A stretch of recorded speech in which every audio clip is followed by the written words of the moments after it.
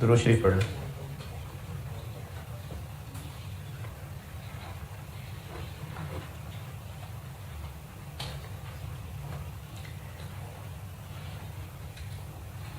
जी cash flow का किया है ट्राई क्वेश्चन के छोड़ बैठे हैं बस हैं।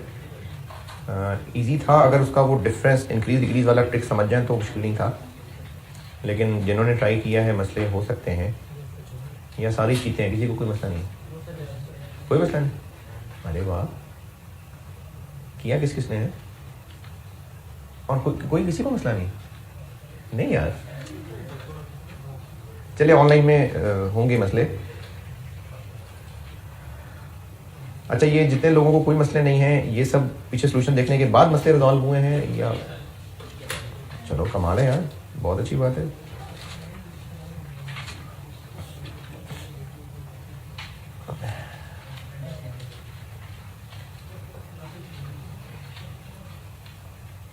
चलिए, जो एक दो मसले मुझे लगता है कि ऑनलाइन अवाम में से होंगे किसी ना किसी को, तो वो मैं बता देता हूँ। इसमें इंक्रीज डिक्रीज के नामों के साथ कैश फ्लो में इंफॉर्मेशन अवेलेबल है। अब जो आप वर्किंग्स करते आए हैं उसमें इस इंक्रीज डिक्रीज को क्या टी अकाउंट की शक्ल में कवर कर सकते हैं? हाँ कर सकते हैं। उसके लिए आपको मैं जो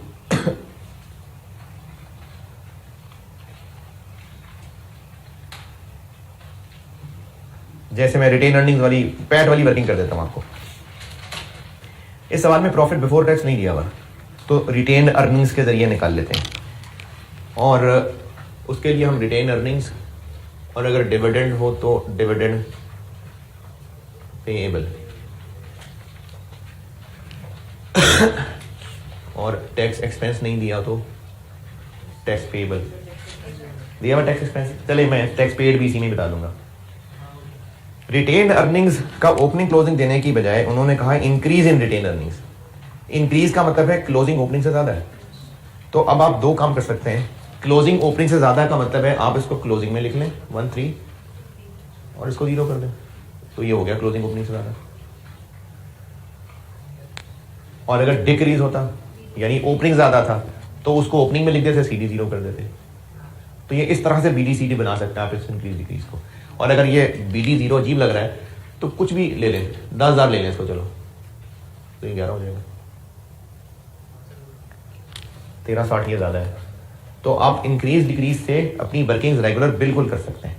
या तो कोई खुद से एक फिगर अज्यूम करे कि दूसरी को कम ज्यादा कर लें अकॉर्डिंगली। जैसे ये 1360 की इंक्रीज है, आप इसको 10 रख लें तो वो 11,360 हो जाएगा। 5 रख लें चलो तो 6,360 हो जाएगा। 0 रख लें 1,360 हो जाएगा। BD/CD की शक्ल मिल जाएगी आपको। आंसर बदल जाएगा इससे? बिल्कुल नहीं बदलेगा, क्योंकि बैलेंसिंग करने से इनका डिफरेंस 1360 ही रहना है। 1 लाख कर लो चलो, इधर 1 लाख आ जाएगा, उधर 1 लाख 1,360 आ जाएगा। तो इसलिए ये इंक्रीज डिक्रीज को इस तरह की वर्किंग की शक्ल में लाना चाहें तो बिल्कुल ला सकते हैं। इंक्रीज का मतलब है CD है, BD नहीं है। डिक्रीज का मतलब है कि BD था, CD नहीं है। तो जो डिक्रीज लिखी हुई है इसको BD की जगह लिख लें, CD 0 कर दें। और जहां जहां इंक्रीज लिखी हुई है उसको CD की जगह लिख लें, BD 0 कर दें। ये ट्रिक थी इसके अंदर बस। और इसी तरह से डिविडेंड पेएबल की इंक्रीज है कितनी? 200। फिर इसके अलावा डिविडेंड पेड दिया हुआ है, पत्नी किधर कहाँ दिया हुआ है? पॉइंट नंबर 4 में डिविडेंड पेड कितना? यहां से निकलेगा डिविडेंड डिक्लेयर्ड, ये रिटेन अर्निंग में आएगा। यहां से पैट निकलेगा 22, ये पैट है, इसमें टैक्स एक्सपेंस ऐड करेंगे तो PBT बन जाएगा। बस ये ट्रिक्स थी इस सवाल के अंदर कि आपको इंक्रीज डिक्रीज दिए हुए थे। करने का तरीका वही है, आप टी अकाउंट बना के BD/CD ही लें, और जो इन्फॉर्मेशन बैलेंस शीट की शक्ल में होनी थी, अदर इन्फॉर्मेशन में होनी थी, उसमें से काफी सारी चीजें उन्होंने कैश फ्लो के फेस पे दे दी आपको। बस यही ट्रिक थी इस सवाल के अंदर। जी क्योंकि है ही नहीं इन्फॉर्मेशन ना।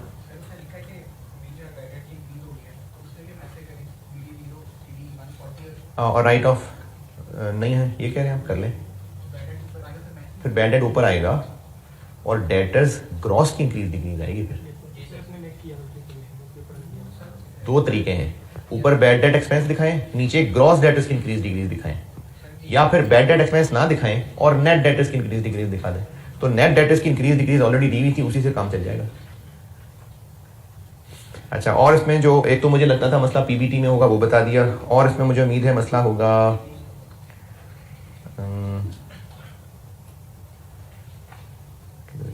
पीबीटी डेप्शन गिवन है, इंटरेस्ट एक्सपेंस गिवन है। इसमें ट्रेड पेबल में ये बताता हूँ, ट्रेड पेबल्स की इंक्रीज डिक्रीज बताता हूँ, इसमें होगा मसला।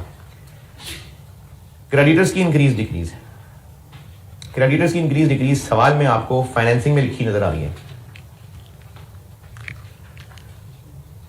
तो इंक्रीज का मतलब है, नहीं डिक्रीज लिखा हो, इंक्रीज, इंक्रीज एक क्लोजिंग ओपनिंग से ज्यादा है। ये जो क्लोजिंग ओपनिंग से ज्यादा है तो क्लोजिंग 600 कर लें, ओपनिंग 0 कर लें, लेकिन इससे ना आपसे मुश्किल हो जाएगी हैंडलिंग करनी। मैं कुछ अज्यूम कर लेता हूं, इसको मैं कह देता हूं 1000, इसको कह देता हूं 1600। इसमें मिलावट है, मिलावट है क्योंकि हमने एक खरीदा था उधार पे, पॉइंट नंबर 6, 9.5 लाख की एक लैंड बिल्डिंग खरीदी थी, वो उधार पे खरीदी थी, तो लैंड एंड बिल्डिंग का पेएबल आ रहा है इसके अंदर, तो वो भी इंक्रीज डिक्रीज में आना है नहीं, तो वो मिलावट है, वो उसमें से निकाल लेते हैं।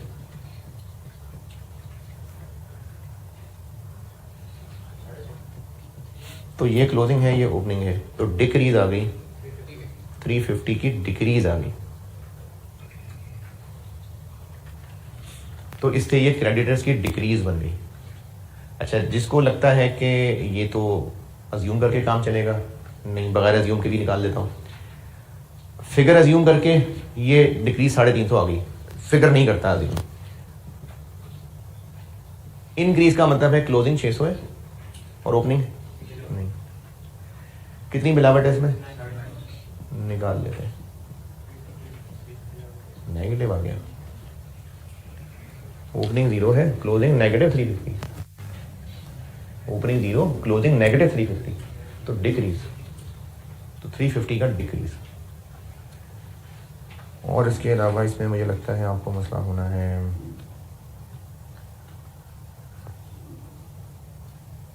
पीपी में। चले पीपी बताता हूँ। लैंड एंड बिल्डिंग है, इक्विपमेंट है, ये दो अलग अलग हैं, दोनों को मिला के भी कर सकते हैं, कंबाइन कर सकते हैं। अलग अलग कर देता हूँ। लैंड एंड बिल्डिंग है और इक्विपमेंट है। इक्विपमेंट में इंक्रीज डिक्रीज, इक्विपमेंट कितनी, इक्विपमेंट में इंक्रीज का मतलब है कि बीडी रहने दें, सीडी कर लें 15-50। लैंड एंड बिल्डिंग में क्या है, इंक्रीज, तो बीडी रहने दें, सीडी लिख लें 2600। और डेप्रिसिएशन पता है 810, डेप्रिसिएशन पता है 480।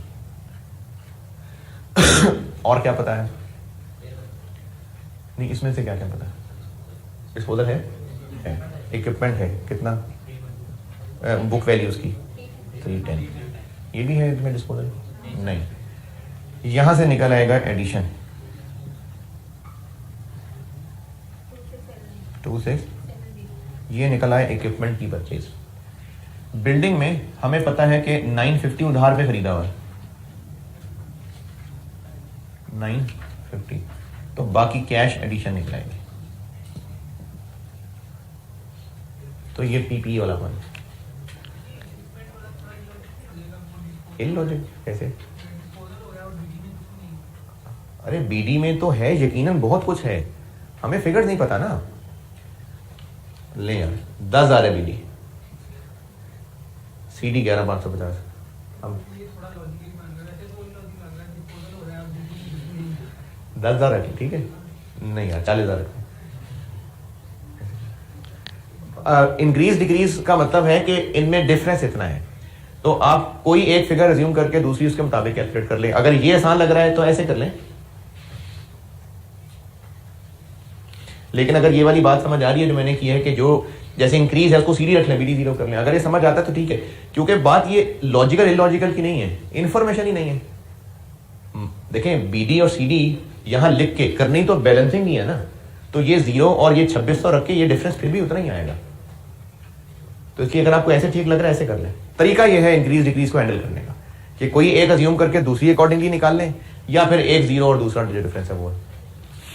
बस ये थे मसले इसके अंदर जो मुझे लगता है होंगे। बस मेरे ख्याल में यही मसले होने थे, किसी को होने थे तो वो मैंने बता दिए। आप जो सामने बैठे हुए लोग हैं, आपने कुछ पूछना है तो पूछें। देखो बैलेंस शीट अगर दी हुई है, बैलेंस शीट और प्रोविजन फॉर डाउटफुल डेट उसमें अलग से प्रेजेंट नहीं हो रहा, तो वो लाजमी नेट है। पीपी वाला रूल याद रख लें, पीपी बैलेंस शीट के फेस पे है, एक्यूमुलेटेड अलग से नहीं है, तो वो नेट है। तो डेटर्स भी बैलेंस शीट के फेस पे है और प्रोविजन अलग से नहीं है, तो वो नेट डेटर्स हैं। पीपी के साथ लिंक याद रखें, जैसे उसको पहचानते हैं ये भी नेट वैसे ही पहचानना है।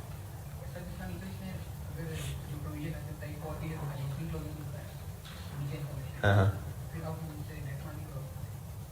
नहीं बैलेंस शीट के फेस पे क्या है, बैलेंस शीट के फेस पे डेटर्स है ना, तो बस वो नेट डेटर्स दिए हुए हैं, क्योंकि बैलेंस शीट में एक चीज नहीं है तो यकीनन वो दूसरे में नेट ही हुई हुई है।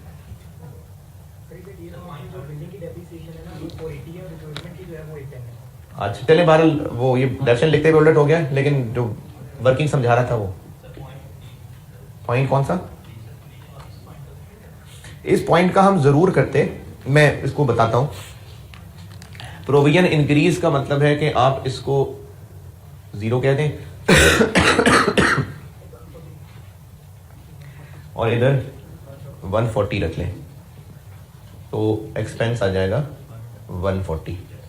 अब आप डेटर्स वाले पॉइंट को ऐसे भी डील कर सकते हैं कि bad debt expense add back करें ऊपर, और डेटर्स की नेट की बजाय ग्रॉस की इंक्रीज डिक्रीज लें। हाँ हाँ बिल्कुल कर सकते हैं। उसके लिए फिर आपको 140 उस क्लोजिंग में ऐड करना पड़ेगा। और इसमें बोले जल्दी, ठीक है। हाँ भाई कैश फ्लो डन। फिर एक सवाल बस और कर दें, कैश फ्लो के सवालों में एरर मिक्स हो सकते हैं। कैश फ्लो के लिए आपको बैलेंस शीट इनकम स्टेटमेंट दी होगी, हो सकता है कोई एक आधा एरर हुआ हो, तो उसको हैंडल करने का तरीका ये होगा कि कैश फ्लो बनाते हुए सही फिगर देखनी है। जो एरर है, अब आप साथ रेक्टिफिकेशन ऑफ एरर भी कर रहे हैं, तो जो एरर है वो फिगर ठीक करें, ठीक फिगर लेके कैश फ्लो बनाना है। बस ये याद रख लें कि अगर सवाल में एरर दिए हैं तो आपने फिगर्स ठीक वाली करके फिर कैश फ्लो बतानी। जैसे कैश फ्लो का स्टार्टिंग पॉइंट क्या होता है इनडायरेक्ट मेथड में, पीबीटी। तो अगर आपको सवाल में कुछ गलतियां दी हैं तो आप प्रॉफिट को ठीक करें पहले, चाहे ब्रैकेट में चाहे अलग वर्किंग में, उस ठीक वाले प्रॉफिट को कैश फ्लो के ऊपर लिखना है। तो एरर्स हो अगर सवाल के अंदर, तो फिगर्स ठीक करके वो ठीक फिगर से कैश फ्लो बनानी। सिर्फ ये इसमें टेक्निक इन्वॉल्व है। तो उसका एक सवाल कर दें आप, अगर क्वेश्चन 12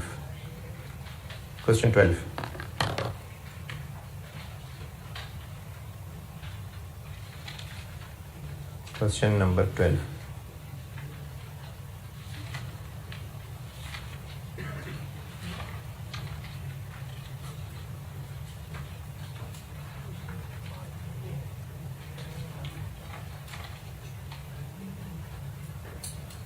जी क्वेश्चन नंबर 12 कर दीजिएगा।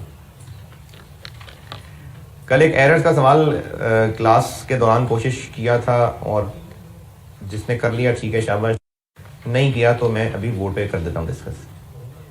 जैसे हो गया ठीक है गुड, नहीं तो मैं अभी डिस्कशन में ले ही आता हूँ। एरर्स में क्वेश्चन नंबर 7 है, करता हूँ डिस्कस।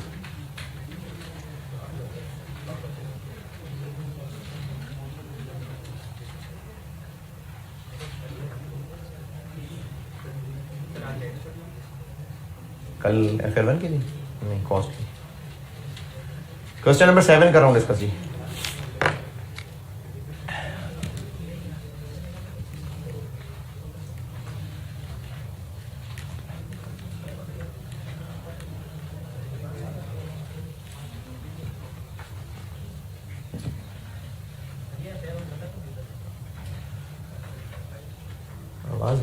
डिस्टॉर्शन सी है। पहला एरर, क्वेश्चन 7 एरर 1। ये मैंने जो कल खुद बनाया था साल, तो उसमें भी पहला पॉइंट ऐसे ही रखा था। असल में खरीदे थे कंप्यूटर्स, लेकिन उनका खरीदना परचेजेस में डेबिट कर दिया। कंप्यूटर्स डेबिट करने चाहिए थे, परचेजेस डेबिट कर दी। तो कंप्यूटर्स अब डेबिट कर दें और परचेजेस क्रेडिट कर दें। कितने? 240,000। और जी पीपी तो वैसे ओवरऑल प्रॉपर्टी प्लांट इक्विपमेंट है ना। जब आपको अकाउंट का नाम अलग अलग पता है तो अकाउंट का नाम ही इस्तेमाल होगा, कंप्यूटर्स, बिल्डिंग, इक्विपमेंट। पीपी तो वैसे कहते हैं उनको। आपके आईडी कार्ड पे इंसान लिखा हुआ है कि आपका नाम लिखा हुआ नाम लिखा हुआ है ना, तो वो तो वैसे है इंसान सारे, लेकिन आईडी कार्ड पे तो नाम ही लिखा हुआ है। तो अकाउंट तो ये कंप्यूटर्स का ही है। सवाल में एरर है और डेप्रिसिएशन की इंफॉर्मेशन भी है। तो अगर कंप्यूटर रिकॉर्ड नहीं किए थे तो डेप्रिसिएशन भी चार्ज नहीं की थी। अब कर लेते हैं। Depreciation debit, accumulated depreciation credit 240, 20%, 20 और डेट बता दी। हम इस वक्त 31 दिसंबर 17 पे खड़े हैं और ये कंप्यूटर खरीदा था 1 सितंबर, यानी 4/12, 16,000। ये एरर नंबर 1।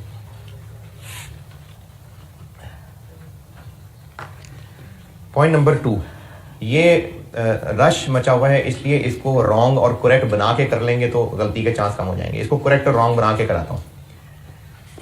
ट्रांजैक्शन क्या हुई? ट्रांजैक्शन ये हुई कि फर्नीचर जिसकी कॉस्ट इतनी, बुक वैल्यू इतनी, बेच दिया 7 लाख का। ये है असल ट्रांजैक्शन। तो इसकी करेक्ट एंट्री क्या बनी? डिस्पोजल की एंट्री होती है कैश डेबिट, जितने का बेचा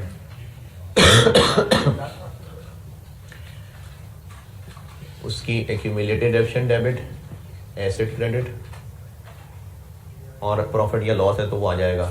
कॉस्ट क्या थी इसकी? और एक्यूमुलेटेड क्या थी? 530। बुक वैल्यू और उसका डिफरेंस 530। तो इस पे प्रॉफिट है कि लॉस है?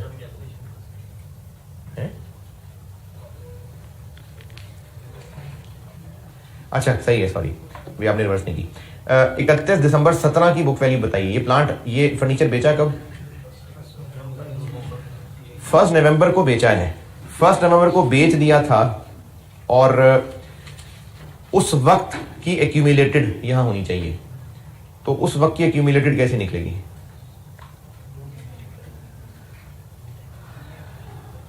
जी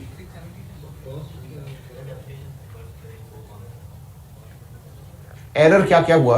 एक तो इसका बेचना रिकॉर्ड नहीं हुआ, अकाउंटेंट ने ये पैसे सेल्स मान लिए। दी प्रोसीड्स मतलब पैसे जो मिले वर क्रेडिटेड टू सेल्स। एक एरर तो ये हुआ कि इस फर्नीचर बेचने को अकाउंटेंट ने सेल मान लिया। अच्छा क्या पता अकाउंटेंट ने सेल्स में क्रेडिट कर दिया हो और फर्नीचर भी प्रॉपर क्रेडिट करके डिस्पोजल वगैरह। लेकिन ये लिखा है कि उसने फर्नीचर को क्रेडिट नहीं किया था। ये तो नहीं लिखा। नहीं।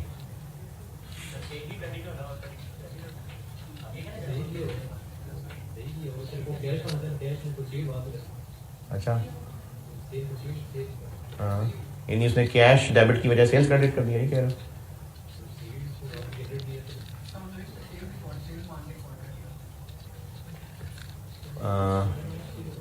अच्छा इसमें ना पहले मैं डेप्रिसिएशन की फिगर पे बात नहीं कर रहा, पहले इस ट्रांजैक्शन को समझते हैं कि एरर हुआ क्या होगा।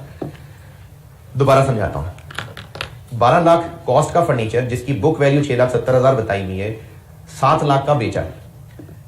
पहले सेंटेंस में तो सिर्फ इसकी कॉस्ट और बुक वैल्यू बताई। दूसरे सेंटेंस में लिखा the proceeds of 7 lakh were credited to sales. मेरा सवाल यह है कि क्या अकाउंटेंट ने फर्नीचर की प्रॉपर डिस्पोजल रिकॉर्ड करनी होगी, फर्नीचर क्रेडिट, एक्यूमुलेटेड डेबिट, और साथ सेल्स भी क्रेडिट करनी होगी, या वो इस फर्नीचर की डिस्पोजल अकाउंटिंग ही नहीं कर सका और बस कैश डेबिट सेल्स क्रेडिट की? फर्नीचर की अकाउंटिंग ही नहीं कर सका और बस कैश डेबिट सेल्स क्रेडिट कर दिया। ये कैसे?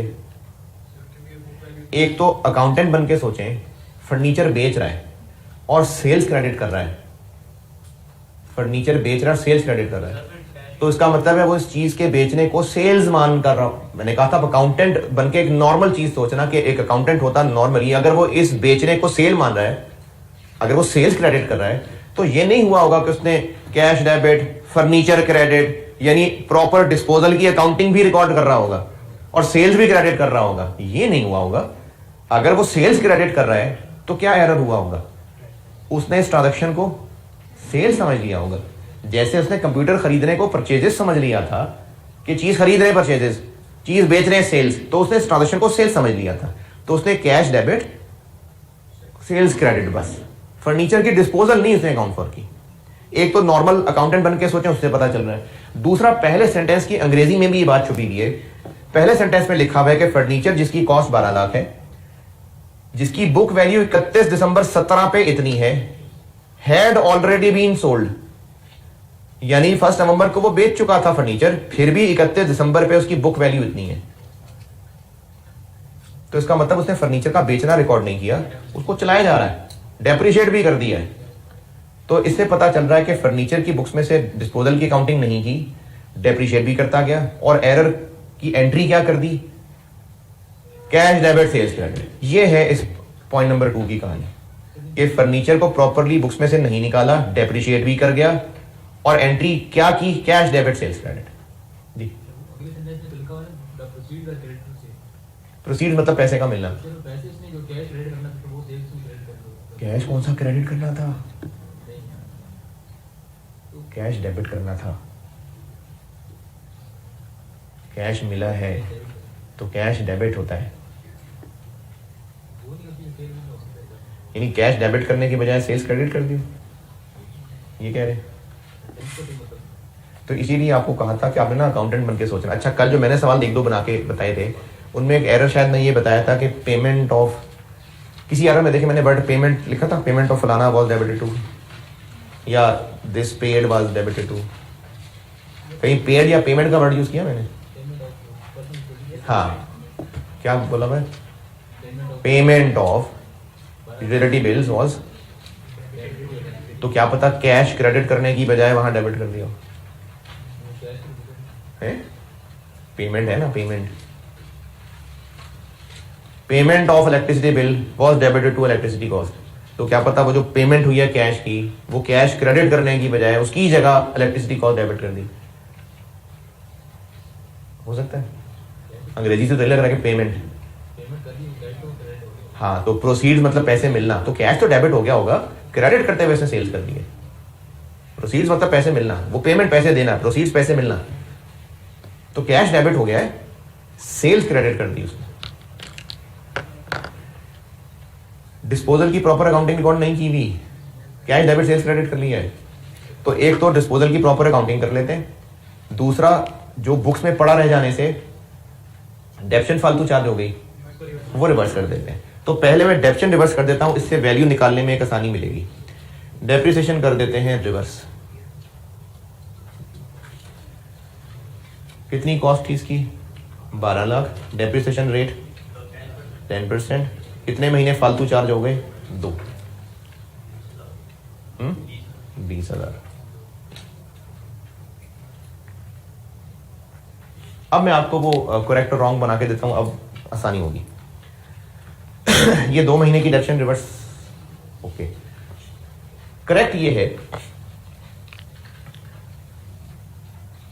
कि कैश डेबिट होना चाहिए था, एसेट और उसकी एक्यूमुलेटेड बुक्स में से निकलनी चाहिए थी, और प्रॉफिट लॉस आना चाहिए था। ये मैं आपको करेक्ट और रॉन्ग के तरीके से बता रहा हूं, क्योंकि जिस एंट्री में करेक्ट रॉन्ग बहुत सारे अकाउंट इन्वॉल्व हो रहे हो, तो फिर दिमाग पे ज्यादा बोझ डालने की बजाय करेक्ट रॉन्ग बना के कर लें।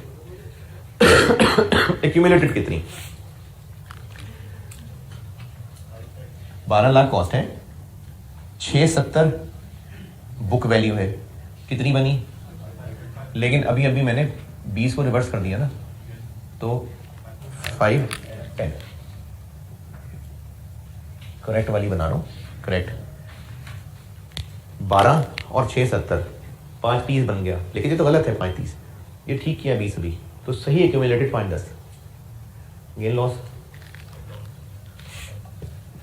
कितना 10। ये करेक्ट एंट्री होनी चाहिए थी। गेन है, मैं तो सुनी बात पे यकीन कर लिया। गेन ऑन डिस्पोजल कितना 10,000, ये करेक्ट होना चाहिए था। जबकि रॉन्ग क्या किया, cash debit sales credit 7 lakh. चलिए यहां से रेक्टिफाइंग बनाते हैं जी। एक्यूमुलेटेड रिवर्स कर दी ना, कम कर दी एक्यूमुलेटेड। हाँ तो रिवर्स कर दी ना, एक्यूमुलेटेड को हम कम कर रहे हैं। अच्छा चलो रहने देते हैं। 670 बुक वैल्यू है, दी हुई है, फालतू डेप्शन चार्ज हुई है। सही करने के लिए इसमें ऐड बैक कर दूं या माइनस कर दूं? ऐड बैक, 20 ऐड बैक कर देता हूँ। सही बुक वैल्यू 690 थी, ठीक है। 12 लाख में से 690 माइनस करें, ये राइट। करेक्ट और रॉन्ग, रेक्टिफाइंग क्या बनेगी? कैश डेबिट ठीक है, सेल्स बेकार में क्रेडिट की हुई है, वो डेबिट कर देते हैं 7 लाख, और वो डेबिट क्रेडिट नहीं हुआ सारा। अब कर दें accumulated depreciation debit 5-10, furniture credit 12 और प्रॉफिट ऑन डिस्पोजल 10। ये एरर नंबर 2 है।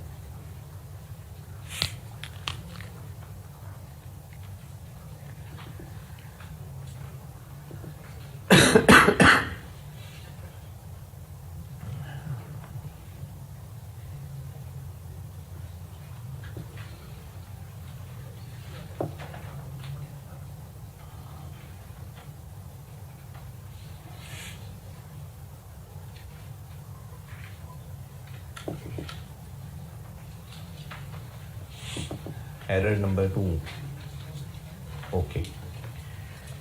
एरर नंबर 3, 1 अप्रैल 17 को एक बिल्डिंग किराए पे दी थी और 9 लाख जो कि साल का किराया था वो सारा का सारा रिसीव कर लिया। The rent received was credited to income, मतलब रेंट इनकम। तो क्या हर्ज है इसमें? 9 महीने की इनकम बननी चाहिए, 3 महीने तो अगले 12 महीने से, अगले साल से रिलेट कर रहे हैं।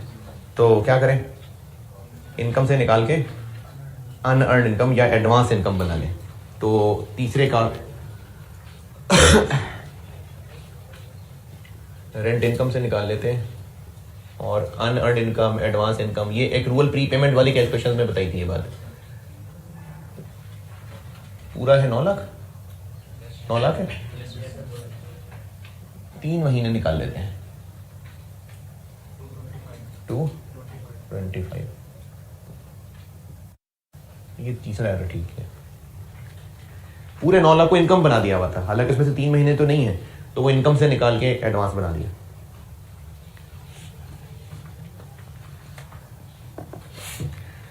चौथा ट्रेड रिसीवेबल यानी डेटर्स, इसमें 1,80,000 एक ऐसा रिसीवेबल आ रहा है विच इज इररिकवरेबल। तो नहीं क्या बोल दिया मैंने, irrecoverable, but has not been written off. कर देते हैं राइट ऑफ। तो इस 180 को तो करें ना right of. Bad debt debit debtors credit 180।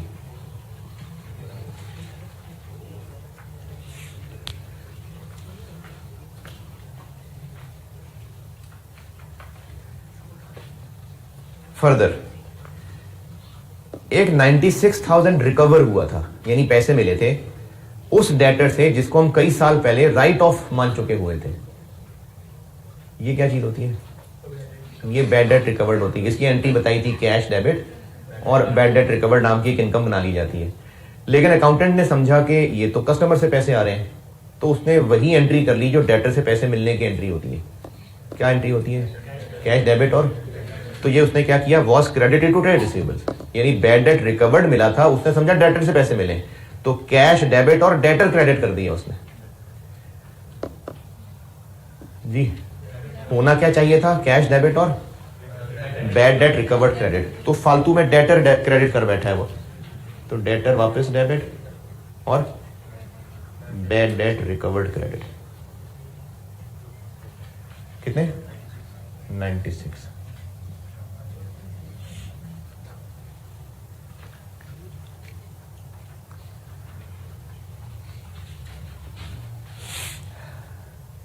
और प्रोविजन फॉर डाउटफुल डेट 5% होते हैं। इसके लिए आपको कहा था कि पहले पूरा सवाल सॉल्व कर लें, क्या पता आगे डेटर के और एरर हों।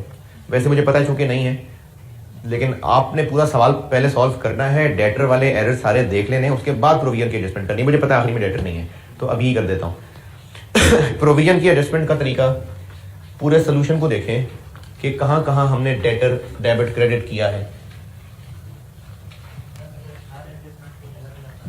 क्यों टेंशन में डालना यार, क्यों 50 एंट्रीज कर दिए, यानी हर एंट्री पे अलग अलग डेटर की प्रोविजन एडजस्टमेंट करेंगे कह रहे हैं आप, कर लें दिल खला कर लें ऐसे। यहाँ डेटर है, यहाँ ये 2 जगह पर है,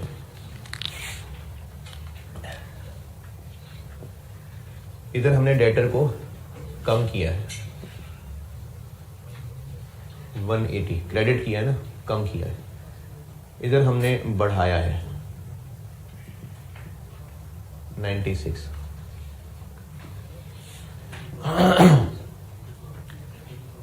$84 कम किया है, तो प्रोविजन भी 5% 4200 कम कर दें। और प्रोविजन कम करने का मतलब है provision for doubtful debts debit और bad debts credit.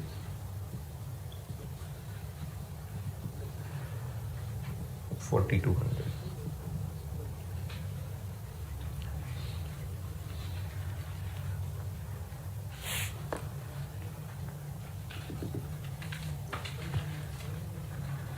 Last point, इस लास्ट पॉइंट में ये जो वर्ड कैश बुक है ये और बैंक कॉलम और ये मैं आपको बुक्स बताऊंगा तो ये तब बता दूंगा।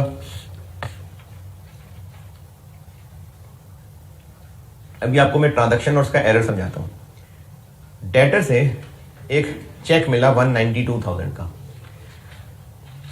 और 4% उसको डिस्काउंट दिया, तो ये जो 192,000 है ये डिस्काउंट के बाद की फिगर है या इस पर डिस्काउंट अभी देना है?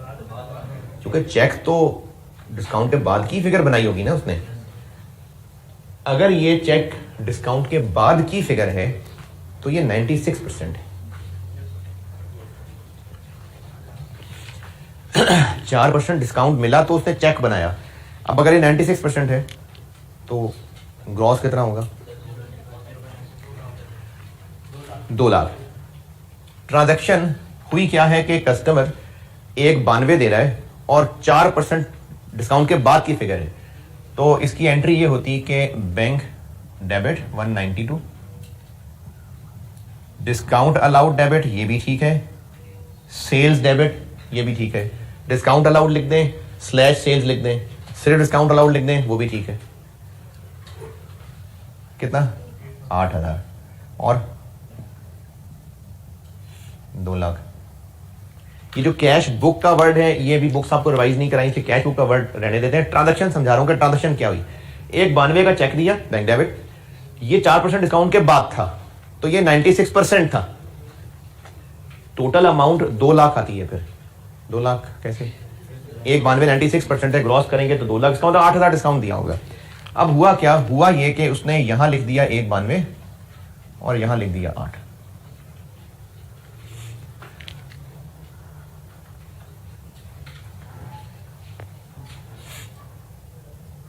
Amount received was entered in discount allowed column and the amount of discount was entered in bank column. तो जो डिस्काउंट की अमाउंट थी वो उसने बैंक में लिख दी और जो बैंक की अमाउंट थी वो उसने डिस्काउंट में लिख दी। तो डेटर ठीक है, क्या ठीक करें इसको? डिस्काउंट फालतू डेबिट कर दिया, वो क्रेडिट कर देंगे। बैंक थोड़ा डेबिट किया है, वो और डेबिट कर देंगे, तो बैंक और डेबिट हो जाएगा। पॉइंट नंबर 5, बैंक और डेबिट हो जाएगा, डिस्काउंट अलाउड क्रेडिट हो जाएगा 184। ये लास्ट एरर।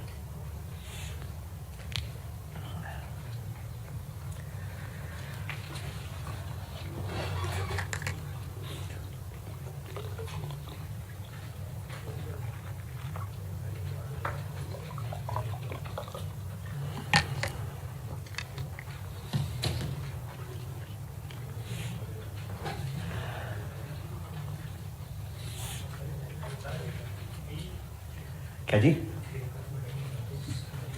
ये नहीं बताई चीजें भी आपको, ये भी नहीं बताएंगी।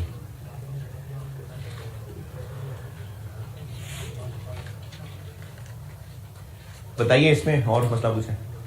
ओके।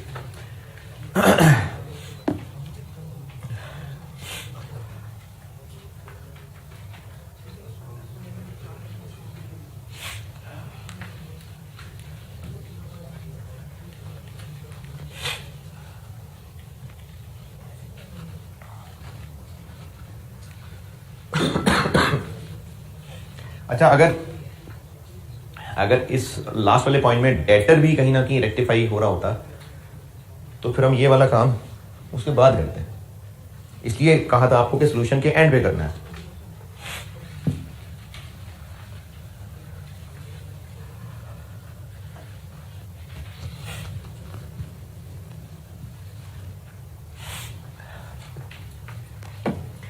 अच्छा, काफी सारे ये एरर्स आपने ठीक कर लिए, एक पिक्चर दिमाग में बननी शुरू हो गई। अब मैं आपको इसको ऑफिशियली एक चीज बताता हूं कि इस चैप्टर में हम इस वक्त खड़े कहां हुए होते हैं। अकाउंटिंग सिस्टम के अंदर जर्नल होता है, जो कि बुक्स हैं जिनमें रिकॉर्डिंग हो रही है। ये होता है जर्नल। जर्नल वो बुक्स हैं जिसमें रिकॉर्डिंग हो रही है। फिर यहां से आगे जो जो रिकॉर्ड हुआ होता है वो कहां जाता है? टी अकाउंट्स में। टी अकाउंट जिस रजिस्टर में बने होते हैं उसको लेजर कहते हैं। ये बिल्कुल बेसिक लेक्चर में बताई थी बात। ये काम पूरा साल होता रहता है, ये काम थ्रू आउट द ईयर चलता रहता है। रिकॉर्डिंग होती रहती है, पोस्टिंग होती रहती है। फिर यहां से आगे ईयर एंड आ जाता है तो ट्रायल बैलेंस बन जाता है। ये ईयर एंड पे बनता है। कैसे बनता है? टी अकाउंट्स में जहां जहां भी डेबिट क्रेडिट बैलेंस बन रहा है सीडी, वो ट्रायल में एक लिस्ट की शक्ल में आ जाता है। डेबिट की लिस्ट, क्रेडिट की लिस्ट। ये ईयर एंड के ऊपर बनता है और ये टैली होता है। डेबिट और क्रेडिट साइड का टोटल बराबर होता है। फिर इस ट्रायल से आगे फाइनेंशियल स्टेटमेंट्स बनती हैं। ये अकाउंटिंग का पूरा सिस्टम है। जब ट्रायल बैलेंस बन जाता है ईयर एंड पे, तो इस वक्त फाइनेंशियल स्टेटमेंट्स बनाने की तैयारी शुरू होती है। ट्रायल बैलेंस से कुछ पिक्चर जब ओवरऑल सामने आती है, जैसे कैश का क्रेडिट बैलेंस नजर आ गया, ट्रायल बैलेंस बना, उसमें कैश का क्रेडिट बैलेंस आ रहा है। अब इस पे गौर किया, क्रेडिट बैलेंस क्यों आ रहा है? ये तो नहीं होना चाहिए। जब उसकी इन्वेस्टिगेशन हुई तो एरर्स नजर आने शुरू हो गए। इसी तरह से बैंक का बैलेंस जब बैंक वालों से पता किया, उन्होंने कहा आपके बैंक में इतने पैसे पड़े हैं, जबकि हमारी बुक में नजर आ रहा है कि बैंक में इतने पैसे हैं। इन्वेस्टिगेट किया, एरर्स पता लगने शुरू हो गए। तो ईयर एंड पे जब ट्रायल बैलेंस बन चुका होता है, तो या तो ट्रायल बैलेंस बनते ही या ऑडिट के दौरान एरर्स डिस्कवर होने लग जाते हैं। तो इन एरर्स की डिस्कवरी के टाइम लाइन पे हम कहां खड़े हैं? ईयर एंड पे। यानी सारा साल जो अकाउंटिंग होनी थी वो हो गई, रिकॉर्डिंग हुई, पोस्टिंग हुई, साल के एंड पे खड़े हैं और ट्रायल बन चुका हुआ है। कुछ सवालों में फाइनेंशियल स्टेटमेंट भी बन चुकी हुआ करेंगी, वो सवालों से आइडिया हो जाएगा। वरना जनरली अभी फाइनेंशियल स्टेटमेंट नहीं बनी और हम यहां खड़े हैं। अभी इस मौके पे, ट्रायल बैलेंस के मौके पे, यानी अभी इस वक्त ये रेक्टिफिकेशन ऑफ एरर्स का काम हो रहा है।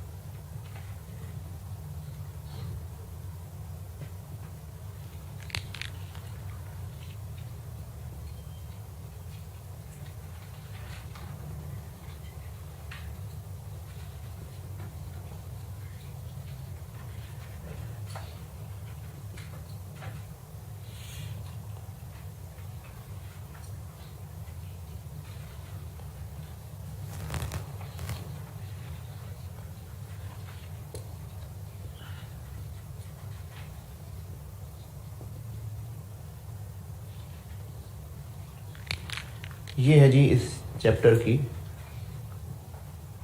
टाइमलाइन पे मौजूदगी कि सारा साल अकाउंटिंग होती रही, पोस्टिंग होती रही, ट्रायल बैलेंस बन गया। अब ईयर एंड पे जो एरर्स डिस्कवर्ड हो रहे हैं उनकी रेक्टिफिकेशन कर रहे हैं हम इस चैप्टर के अंदर। वो एरर्स जो ईयर एंड पे पता चल रहे हैं जनरली प्रिपेयरिंग फाइनेंशियल स्टेटमेंट से पहले ही पता चल जाते हैं, लेकिन सवाल में हो सकता है आपको कहा हो कि फाइनेंशियल स्टेटमेंट बना ली थी, ये प्रॉफिट निकल आया था, अब इन एरर्स का पता चला, सही प्रॉफिट बता दें। इस शक्ल का भी हो सकता है सवाल।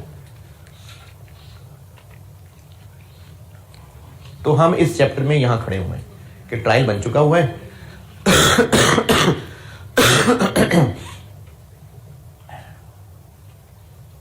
ट्रायल बन चुका हुआ है और अब एरर सामने आए हैं, उनको अब हम ठीक कर रहे हैं, यानी हम ईयर एंड पे खड़े हुए हैं। इसी वजह से कल कहा था और आज वाले सवाल में भी किया कि अगर कोई एरर किसी पीपीई से रिलेटेड है तो हम चूंकि ईयर एंड पे खड़े हैं तो पीपीई गलत था तो उसकी जो डेप्शन फॉर द ईयर चार्ज कराए हुए हैं वो भी गलत है, इसलिए पीपी ठीक करते हैं तो डेप्शन भी ठीक करते हैं। क्यों डेप्शन गलत हो गई है? क्योंकि जब खड़े ही हम ईयर एंड पे हैं, गलतियां पता ही ईयर एंड पे लग रही हैं, तो डेप्शन भी तो चार्ज कराए हुए हैं ना। तो इसलिए कहा था कि जब भी कोई पीपीई का एरर होगा तो साथ डेप्रिसिएशन भी हमें ठीक करनी पड़ेगी।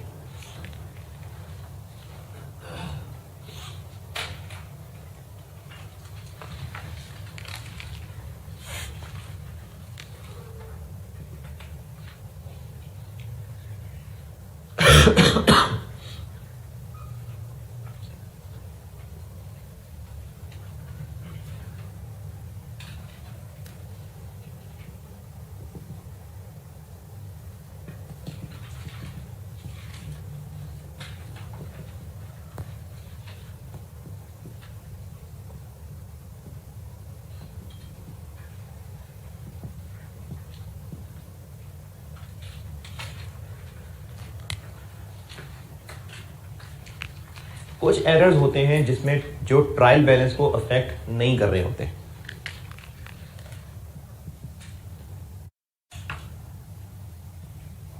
फॉर एग्जाम्पल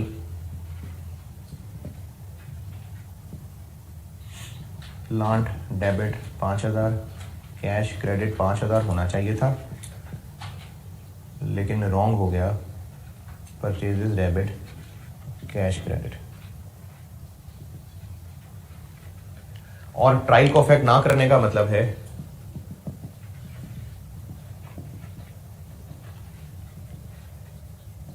ये मतलब है कि ट्रायल की total debit side, total credit side, total बराबर आ रहा होगा, तो ट्रायल इफेक्ट नहीं हुआ।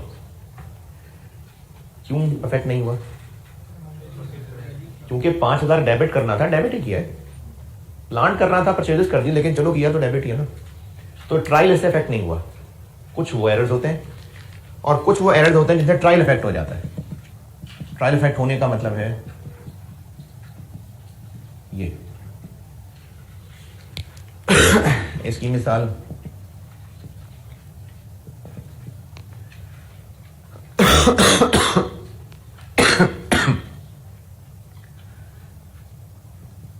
कि प्लान डेबिट करना था 5000, कैश क्रेडिट करना था 5000, और रॉन्ग ये हुआ कि प्लांट के अकाउंट में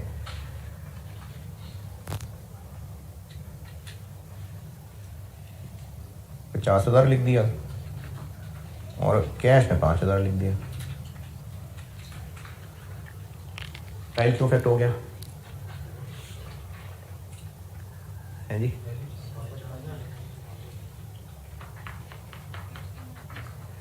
डेबिट 50, क्रेडिट 5 चला गया, तो ट्रायल आउट हो गया। सिस्टम के अंदर यहां इससे आगे ट्रायल बनना था, तो जिस अकाउंट में डेबिट 5 जाना था वहां डेबिट 50 चला गया, क्रेडिट ठीक गया, डेबिट 50 चला गया, तो ट्रायल आउट ही होना था। तो इसको कहते हैं कि ये एरर्स ट्रायल को अफेक्ट कर रहे हैं।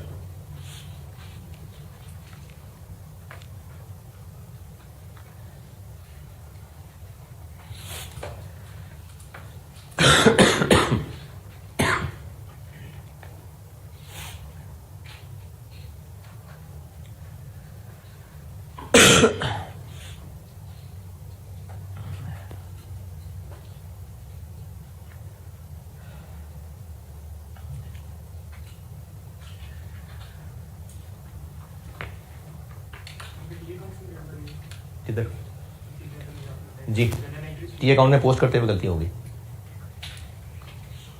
क्योंकि इस बात का चांस कम था कि वो एंट्री में डेबिट क्रेडिट लिखते हुए एक में 50 लिख रहा है, उसमें 5 लिख रहा है, उसका चांस कम था, तो वो पोस्टिंग करते हुए गलती कर गया।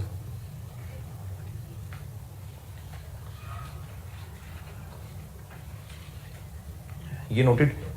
अच्छा, अब इसको नोट करने के बाद एक बात ये लिखें कि अभी तक जो 2-3 दिन से हम लोग एरर्स की करेक्शन कर रहे थे वो ये वाले कर रहे थे।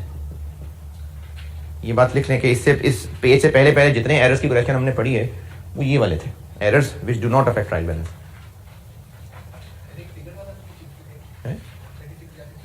नहीं, टोटल डेबिट टोटल क्रेडिट बराबर है, दोनों में ही 3600 की बजाय 6300 लिख दिया था, टोटल ट्रायल टैली रहा। तो अभी से जस्ट पहले तक जो हम कर रहे थे वो हम ये वाले एरर्स ठीक कर रहे थे, that do not affect trial balance.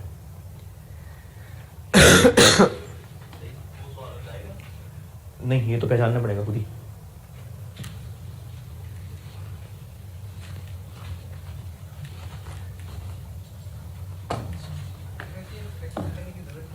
हाँ जी, वो भी बताने लगूंगा। अब हम करते हैं वो एरर्स ठीक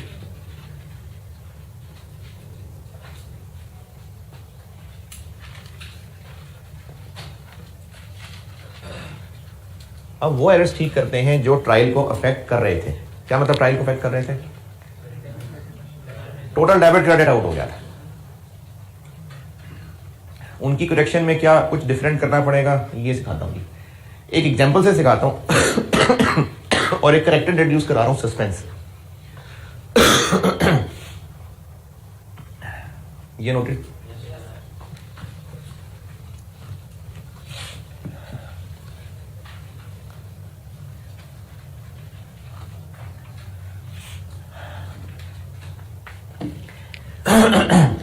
एक एग्जाम्पल से सारी कहानी समझा रहा हूं मैं इसकी।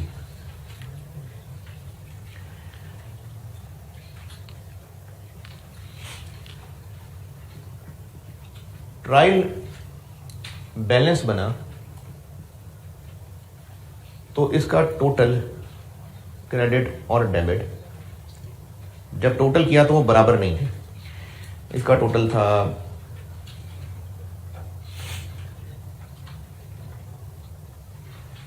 और इसका टोटल था 267000।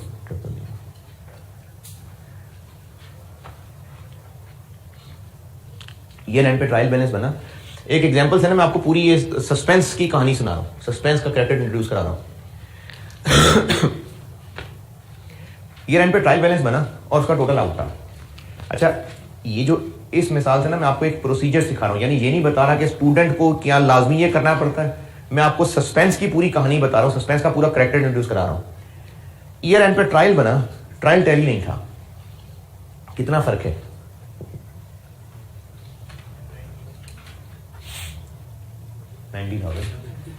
कौन सी साइड हल्की है?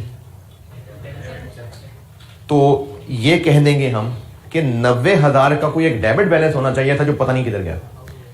अब ये जो पता नहीं है ये सस्पेंस है, तो हम यहां पर इसको काट के 2670 कर देंगे और इस लिस्ट के अंदर एक 90,000 का बैलेंस ले आएंगे जिसको नाम दे देंगे सस्पेंस अकाउंट का।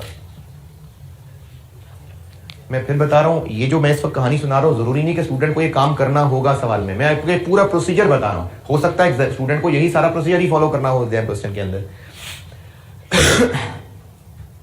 तो सबसे पहला काम ये हुआ कि ट्रायल आउट था, तो जो डिफरेंस था, जो साइड हल्की थी वहां पर खुद से लिख दिया, अब दोनों साइड टोटल बराबर हो गया। और ये फिगर क्या है पता नहीं, तो इस पता नहीं को सस्पेंस कह दिया, सस्पेंस। अब सस्पेंस अकाउंट नाम का एक अकाउंट क्रिएट कर दिया जिसका डेबिट बैलेंस है, क्रेडिट बैलेंस है, डेबिट बैलेंस। एरर्स ढूंढे, एरर्स ये पता चले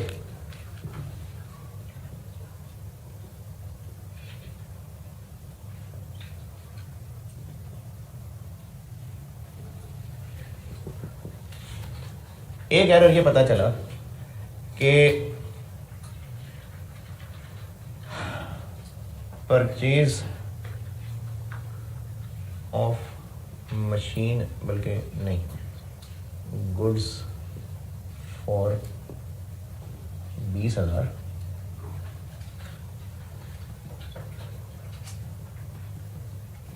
was correctly posted to purchases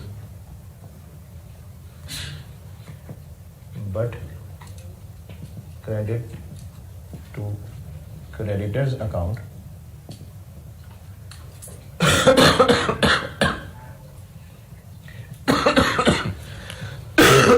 $50,000।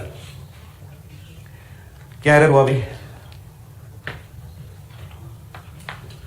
Purchases debit 20,000 हो गई, लेकिन क्रेडिटर्स क्रेडिट कितने होंगे? 50। तो डेबिट 20 चला गया, क्रेडिट 50 चला गया। अब इसको अगर ठीक करना है तो परचेजेस तो ठीक है, क्रेडिटर्स में क्या खामी है? 30,000 उसमें फालतू क्रेडिट गया हुआ है, ठीक करना है तो क्या करें? तो अब हम इसकी करेक्शन ये करेंगे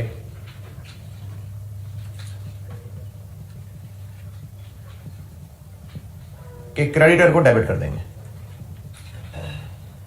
30,000 से। ये ट्रायल को अफेक्ट करने वाला एरर क्यों था? क्योंकि पता चल रहा है कि डेबिट पे 20 गया हुआ है, क्रेडिट पे 50 गया हुआ है, तो 30,000 का असर पड़ा हुआ था। इस रेक्टिफाइंग एंट्री के अंदर डेबिट कर दिया तो डेबिट क्रेडिट पूरा करेंगे तो एंट्री पूरी होगी। तो अब इस एंट्री पूरी करने के लिए हम एक खुद से क्रेडिट करेंगे, और ये वो जो सस्पेंस चल रहा था ना, वो अब रिजॉल्व होना शुरू हो गया। सस्पेंस क्रेडिट कर देंगे 30,000।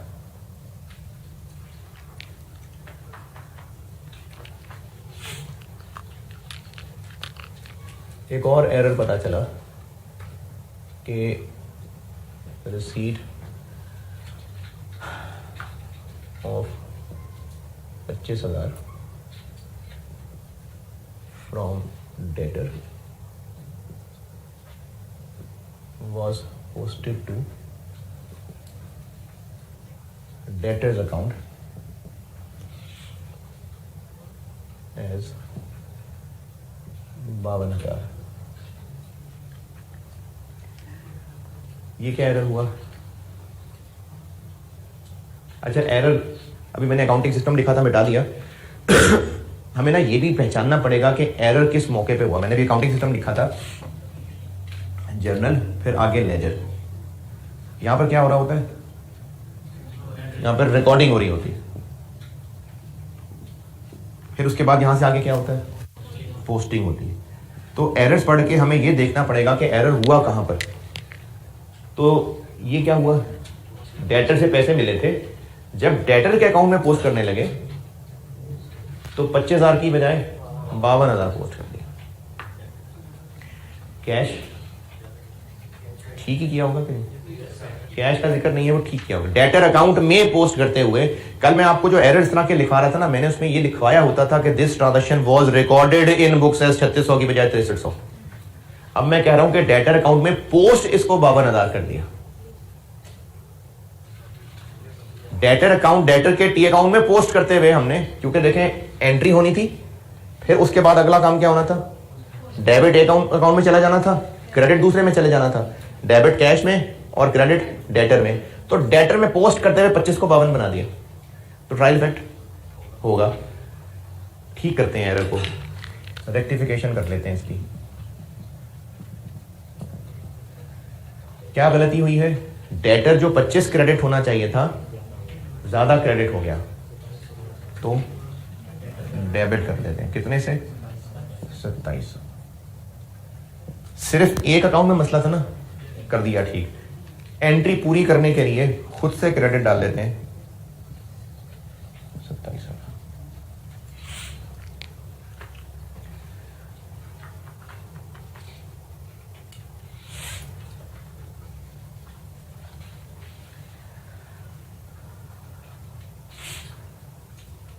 जी जी, अच्छा मैं ना पूरा कर लूँ, वो बात बीच में रह जानी है।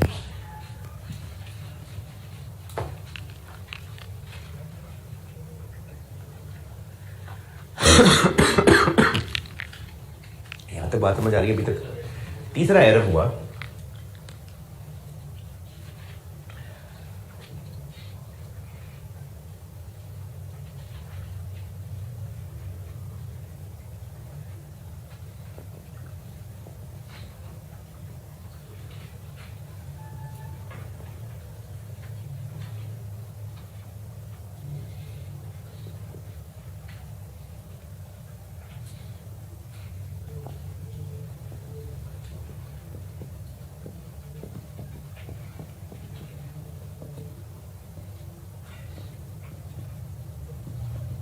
ये क्या एरर हुआ जी? सेल्स थी 20,000 की, डेबिट सेल्स क्रेडिट।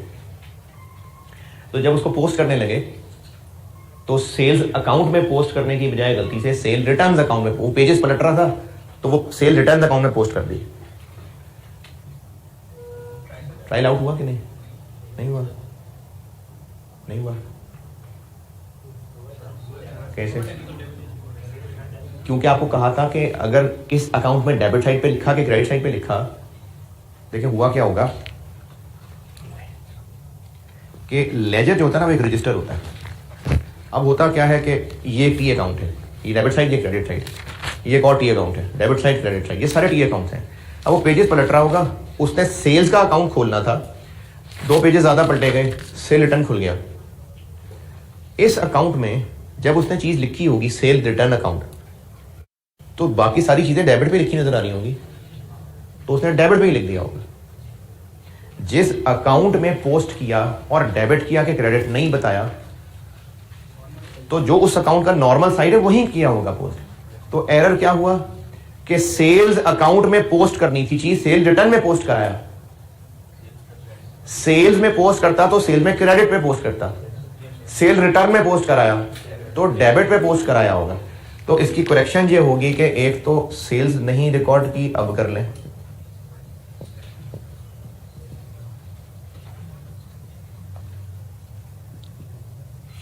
और सेल रिटर्न फालतू डेबिट कर दी, वो भी क्रेडिट कर दें।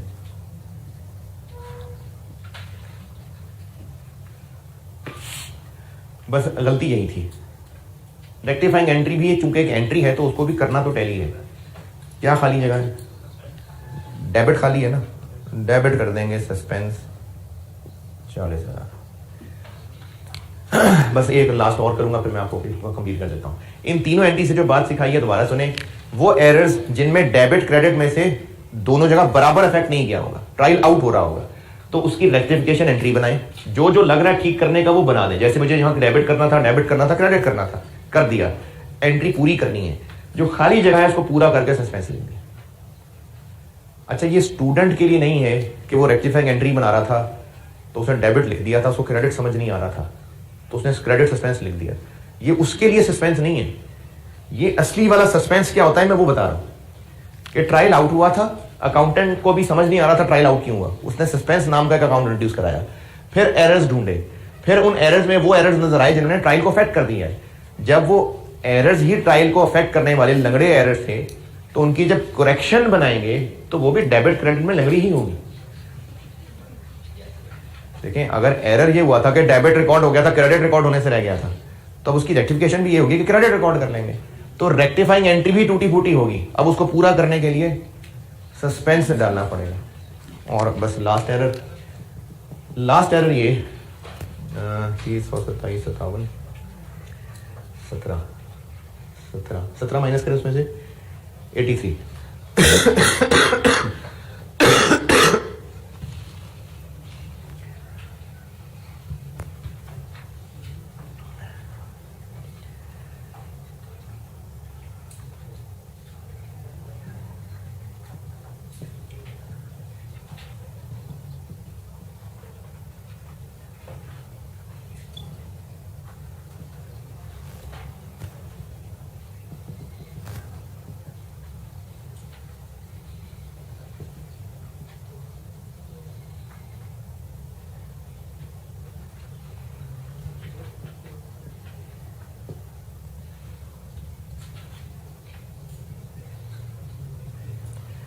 $83,000 की एक पेमेंट हुई, क्रेडिटर के अकाउंट में पोस्ट करना था, भूल गए।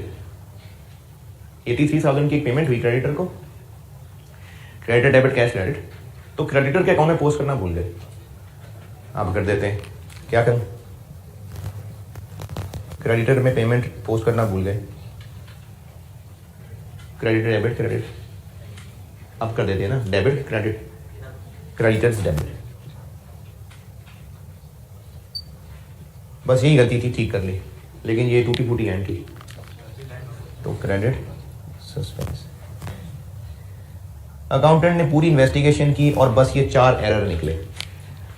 क्योंकि एरर सारे ठीक हो गए तो सस्पेंस रिजॉल्व हो जाना चाहिए, ठीक है। अच्छा, वो आवाज जो है ना मिस हो गई थी, मैं दोबारा बताता हूँ। जो एरर्स अकाउंटेंट को पता चले सब ठीक कर लिए, अब मसले रिजॉल्व हो जाने चाहिए, चेक करते हैं। जब ये सारा मसला शुरू हुआ था तो उसको डील करने के लिए एक सस्पेंस अकाउंट इंट्रोड्यूस कराया गया था। यहां लिखने का मतलब है उसका एक डेबिट बैलेंस है। अब सस्पेंस अकाउंट स्टार्टिंग पॉइंट क्या है? डेबिट बैलेंस ऑफ 90,000, उसको लिखा बीडी। जो जो रेक्टिफाइंग एंट्रीज की उनको पोस्ट करते हैं। पहले में सस्पेंस क्रेडिट हो रहा है 30,000, दूसरे में फिर क्रेडिट हो रहा है, चौथे में तीसरे में सस्पेंस डेबिट हो रहा है 40,000, फिर क्रेडिट हो रहा है 83। बैलेंस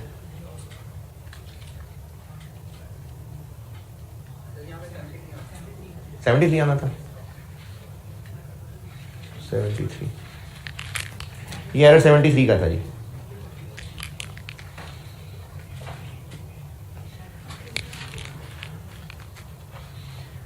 जी बैलेंस नहीं, बैलेंस इसमें बस खत्म हो गया, बैलेंस हो गया, सस्पेंस खत्म। तो प्रोसीजर ये है कि ट्रायल बैलेंस बनाया, ट्रायल आउट था, पता नहीं क्यों आउट था, अकाउंटेंट ने उसके लिए सस्पेंस क्रिएट किया। तरीका क्या है?